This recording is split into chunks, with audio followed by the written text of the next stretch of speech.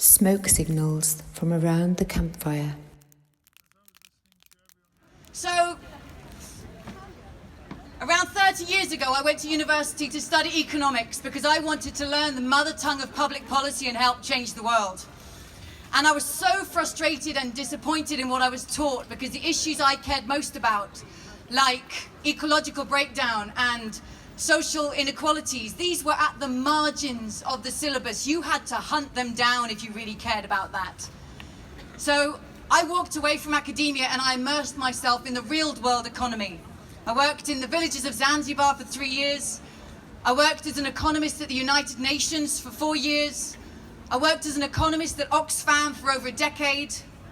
I now teach at Oxford University, not in the economics department, funnily, in the Environmental Change Institute, which is actually in contact with the reality of what's happening to the planet. I advise governments, I advise companies, I'm an economist, and that's exactly why I'm here.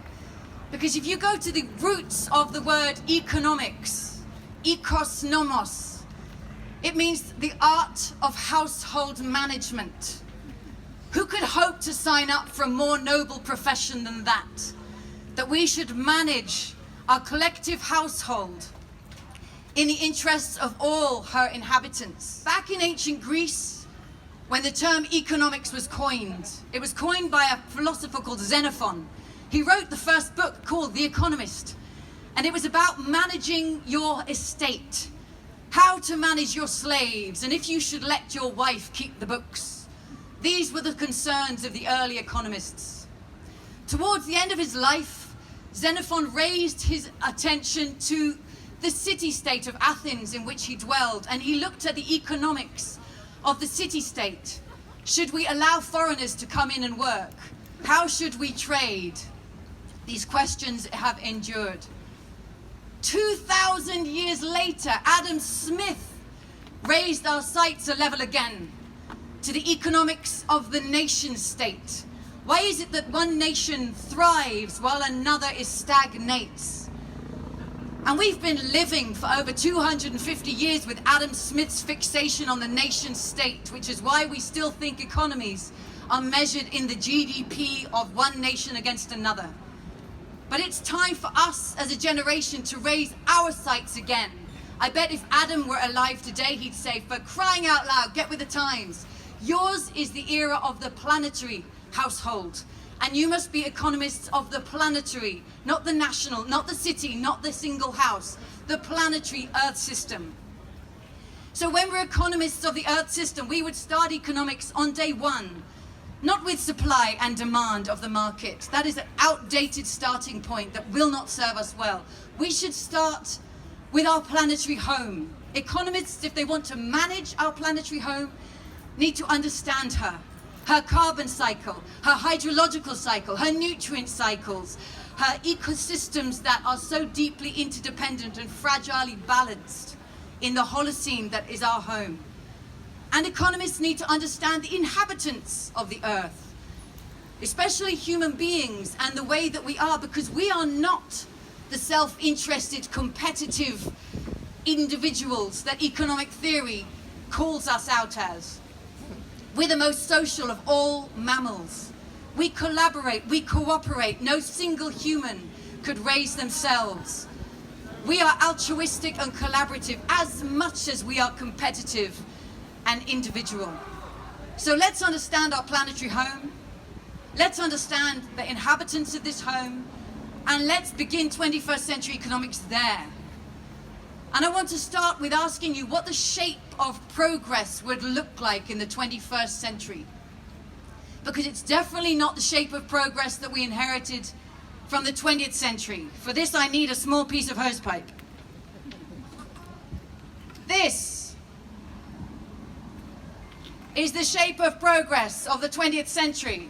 It's the shape of progress that this city and all other cities run on. It's exponential growth, measured in national income, measured in corporate profits, the idea that a system is only succeeding if it's growing endlessly. And then when it gets there, it grows some more, and then some. This is out of date. It is not serving people, it's not serving the planet. We need a new shape of progress. And that is why I offer you The one donut that actually turns out to be good for us. I offer you this as a 21st century compass of progress. So, imagine humanity's use of Earth's resources radiating out from the center of this donut. So the hole in the middle of the donut is a place where people are left falling short on the essentials of life. It's where people don't have the food and water, healthcare, housing, education, political voice that every person needs to meet their essentials of life. Let's leave no one in the hole of the donut. That was actually a very 20th century agenda of human rights. And we still need it today because millions of people worldwide still live in that hole without the food, housing, water, healthcare, education, political voice that every person has a claim to. But now we have to add a 21st century complication to this story because we now know too much about this delicately balanced living planet to ignore her any longer. Just as we must use Earth's resources to meet every person's need and leave no one in the hole, we also must make sure that as we collectively use and interact with Earth's living systems, we don't overshoot this outer ring, this ecological ceiling. Because when we do that, we put so much pressure on this extraordinary, delicately balanced planet that we kick her out of balance. We cause climate breakdown. We acidify the oceans. We create a hole in the ozone layer. We destroy whole ecosystems and kill entire species. And around this outer edge of the donut are the 9 planetary boundaries that Earth system scientists recognized only a decade ago. We are so young at understanding our planetary home. Just a decade ago, they identified these 9 critical life-supporting systems that keep Earth as the home sweet home for humanity that she's been for the last 11,000 years. I'm talking about a stable climate, fertile soils, bountiful, abundant species, plentiful fresh water, a protective ozone layer overhead. This is what has allowed us to thrive. So put those two together. Let's leave no one in the hole falling short on the essentials of life. But let's not overshoot the outer boundary and break down the living systems of our planetary home. And so the 21st century shape of progress is no longer never-ending growth. It's balance between the two boundaries of social need and ecological ceiling. And if you think about the symbols of well-being in many ancient cultures, it's extraordinary how they already reflect this. Think of the Mari Takarangi, the Taoist yin-yang, the Buddhist endless knot, the Celtic double spiral. They all reflect this sense of dynamic balance, and it's actually the Western conception of progress that's the outlier, this ever-rising line of growth and then some more. And we need to reinvent our Western conception of progress so that it far more richly echoes an ancient wisdom. So let's get into the donut that meets the needs of all people within the means of the planet. Because right now we are far outside. There are millions falling short in the center, and we're way overshooting our pressure on climate change, on biodiversity loss, species death, on land conversion, on excessive fertilizer use. We need to come into this from both sides at the same time, and it's never been done before. Countries in the past have met people's needs by exploiting Earth's resources. Now we need to figure out how to meet people's needs by restoring Earth's resources. So every country in the world, to my mind, is what we would call a developing country now, because there is no country that can say, oh, we're developed, we're there. There's not one country. Every nation needs a huge dose of humility and an extraordinary level of ambition right now. But then the question is, so how do we do it? I believe we need to change the fundamental dynamics of economics that were taught in 20th century universities. Put up your hand if you ever studied any economics at school or university. Okay, brilliant. Put up your hand if you can't believe you're standing at a talk that's got economics in the title. Okay, this is a re-education for us all. So, I believe we need to replace 20th century economics with 21st century principles, and there are 2 that matter more than any other. Hosepipe. 20th century economy was degenerative and linear by design. This is what it looks like, a pipe. We take Earth's materials, we stick them in the pipe of production, we use them for a while, often only once, and then we throw them away. We take, make, use, and lose. And this is what pushes us over planetary boundaries. This is what cuts against the cycles of life. We take again and again and again from Earth's sources, chopping down the trees, drawing fish from the rivers, and we throw our waste again and again and again into Earth's sinks. Carbon dioxide into the sky, plastics into lakes and rivers, electronic waste into the neighborhoods of the world's poorest people. We need to turn this linear degenerative system into a circular or cyclical regenerative one. An economy in which there is no such thing as waste. It's just a resource in the wrong place. That's true for the plastic in the ocean as it is true for the carbon dioxide, the life-giving building block of carbon. It's a resource in the wrong place. Let's draw it back down and store it. We need to use Earth's resources far more carefully, far more slowly, far more collectively. And there's extraordinary innovations. If anyone here is an innovator, a creator, this is an amazing task to take on. So we need to go from being linear and degenerative to cyclical and regenerative. But that's just half the story. The other problem is about distribution. We have inherited economies that through their technologies are centralizing of the value created by design. The resources through our energy systems, through the major corporations, how they're owned, how they're financed, through the banking systems, resources are ending up in the hands of a 1%. Even value that is created by many seems somehow to get reaped and extracted and captured by a very few. And we need to go from this deeply divisive economic system into one that is deeply distributive. Woo! And the beautiful thing is, we have, for the first time in human history, technologies at hand that are asking us to do this. Think of energy. In the 20th century, energy came from an oil rig, a coal mine, a gas pipeline owned by a handful of companies or the state or shareholders who captured the returns of that extraction. 21st century, it's a solar panel, a wind turbine dotted across the landscape, dotted across villages in this country and in villages in India, across Africa. For the first time, communities and schools and households can own the capacity to create energy cleanly. What about media production?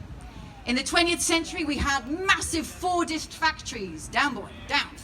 Massive Fordist factories where all the workers came into work and earned their little wage and went home.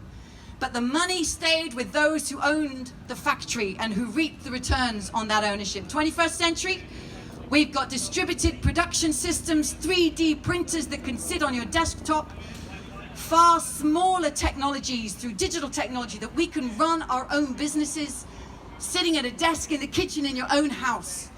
And this means there's huge potential for small-scale businesses to arise and to thrive, to be part of a renewers, makers, fab lab economy. 20th century again, every communication went through a centralized switchboard and out the other side. 21st century, you've all got a node of the digital communication network in your pocket, as so have people in villages in Tanzania, across India, across the poorest parts of the world. We can communicate on an unprecedented scale, and that's the best bit, because 20th century knowledge, well, actually all the way back to the 1600s, knowledge was stored and held in patents and copyrights, which were actually designed to share ideas. So ironic that they've turned out to be manipulated in the pharmaceutical industry, in electronics industries, to capture ideas, to prevent and block innovation. And this century, we've got the innovation of Creative Commons licensing, open source design, which we can share through that network of digital communication, and we can create those ideas in the fab labs of decentralized production with the energy that's on the roof of your own factory. So we have an unprecedented opportunity to create far, far more distributive systems and to ensure that income is not just redistributed, but the sources of wealth creation are pre-distributed. It's not just going to happen on its own, however. We have to actively make that work. Otherwise we'll get like the big five capturing digital communications. We need to make sure that these technologies are democratically owned and protected in whole ecosystems. And I believe these two principles of regenerative and distributive design, they come together. I want to give you an example how. Think of clothing companies that say they're going to create a circular economy with the clothes that they make. So let's say the company that made the jacket I'm wearing, oh, we're going to do a circular economy. So the linear economy, don't throw your jacket away, bring it back to us and we will remake it. Could you hold that, madam? Thank you. And then another clothing company gets a bit jealous and says, oh, well, if they're recycling their clothes, we'll recycle them as well and bring it back to us. There we are. Now, I want everybody here to imagine that the clothing company that made the jacket on your back says to you, send it back to us. Make a little loop above your head as if you were part of the circular economy. Go on, I mean it. Oh, you look gorgeous. Hold it. It's beautiful, guys. You look like ballerinas in your first lesson. It's lovely. But nature would laugh at us. Come down. Nature would laugh at us. Hold that up for me. Nature does not turn a peacock into a peacock and a daffodil into a daffodil. Nature, where's she gone? Here she is. Nature makes an ecosystem. Nature returns everything to the ecosystem and builds again and again. So we are never going to get a circular regenerative economy with one company at a time setting up its own recycling system. We need an ecosystem of textiles reuse and plastics reuse and metals reuse and ceramics reuse and electronics reuse if we're going to have a chance to do this. And that's why the private sector alone will never get there. We need the state to step in and provide leadership. We need the commons to come in and be part of this nested system. So this really is a whole economy exercise that will only work if we all do it together. So the shape of progress is no longer endless growth. It's balance in the donut, a metaphor we profoundly understand in our own bodies. Our health lies in balance. Have enough food, enough exercise, water, oxygen, calories, but not too much of any of them. Health lies in balance at the human body, and the same is true for the planetary body. We need to find a balance we have never found before that meets the needs of all people within the means of the planet. And here in the UK, this is particularly incumbent upon us. Ours was the first nation into the Industrial Revolution. We have a moral imperative to lead again and to be the first nation out. This city and many cities in the United Kingdom were built not only on the extraction of Earth's resources, but we know on the extraction of energy and unpaid labor from people from all around the world. It's the historical inheritance of an empire. And if we want to engage in reparative acts, one of the first we can do is to get out of the fossil fuel economy and show that we are committed to moving fast, far faster than 2050, far faster. That's why we're here, because even though the government believes that they are showing leadership by committing to net zero carbon by 2050, that's way past where we all know that we need to be. So let's be the first in and the first out of the Industrial Revolution. I leave you with Doughnut Economics, and let's open this up to a conversation. If anybody wants to come with a question or a comment or a critique, very welcome. Thank you.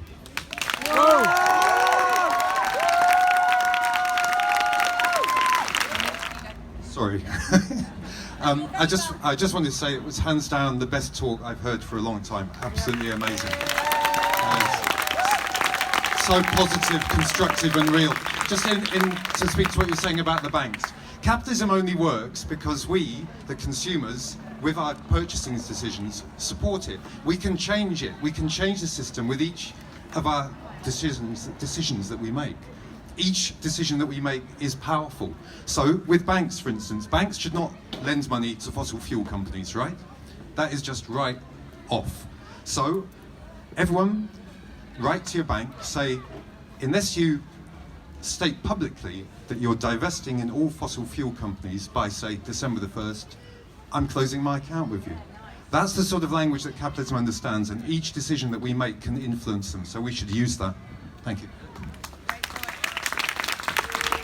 And never underestimate your power as a banking customer, or indeed as the newest employee in a bank. I met the CEO of a major brewing company recently, who was at a university business school very proudly talking about their sustainability plans. And I said, oh, that's really interesting. Why have you put sustainability at the center of your corporate strategy?